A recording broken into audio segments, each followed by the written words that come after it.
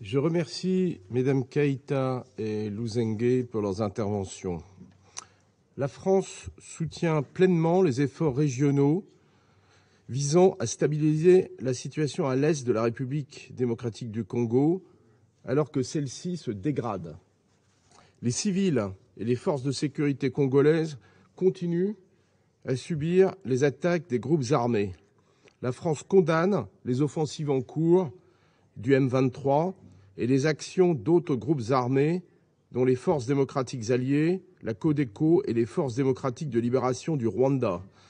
La MONUSCO met en œuvre son mandat dans le respect des droits de l'homme et du droit international humanitaire. Les attaques contre la mission, qui a perdu 9 casques bleus ce trimestre, doivent cesser et faire l'objet d'enquêtes.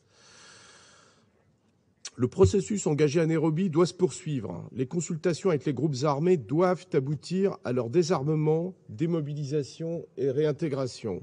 Il est primordial que la force régionale annoncée lors du dernier conclave soit complémentaire d'un processus politique. Elle devra s'articuler avec la MONUSCO dans le respect de la souveraineté et de l'intégrité territoriale de la République démocratique du Congo. La France continuera à soutenir la poursuite du dialogue entre la République démocratique du Congo et le Rwanda dans le cadre des mécanismes existants et des initiatives diplomatiques en cours. Je pense en particulier à la médiation engagée par le président de la République d'Angola avec le soutien de l'Union africaine. La priorité doit également être donnée à la protection des civils.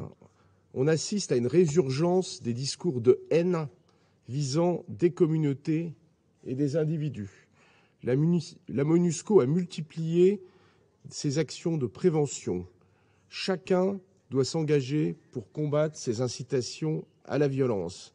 Celle-ci a conduit au déplacement de milliers de personnes. Certains groupes armés s'en prennent à ces civils en attaquant des camps de déplacés. La France salue la mobilisation de la MONUSCO et notamment sa brigade d'intervention reconfigurée pour protéger ces camps. Ces 3 derniers mois, aucun nouveau groupe armé ne s'est engagé contre le recrutement ou l'utilisation d'enfants. La France appelle à redoubler les efforts pour prévenir le recrutement et l'utilisation illégaux d'enfants. Le régime de sanctions du Conseil de sécurité que nous nous apprêtons à renouveler est un outil supplémentaire qui doit permettre de lutter contre ceux qui utilisent les enfants dans les conflits armés. Enfin, nos partenariats doivent se renforcer pour assurer un développement durable au service des populations. La France salue la poursuite des travaux parlementaires pour préparer les élections de 2023. La protection de l'espace démocratique, la transparence, l'inclusivité et la participation des femmes sont de nature à contribuer au bon déroulement de ces élections. En matière de santé, le soutien à la République démocratique du Congo doit s'accroître. C'est pourquoi la France a récemment fait don de près de 300 000 doses de vaccins contre le Covid. L'Union européenne a, elle, engagé une aide humanitaire de 600 000 € contre une flambée de la variole du singe dans la province de Maniema. Ce sont les jeunes générations qui bâtiront la République démocratique du Congo de demain.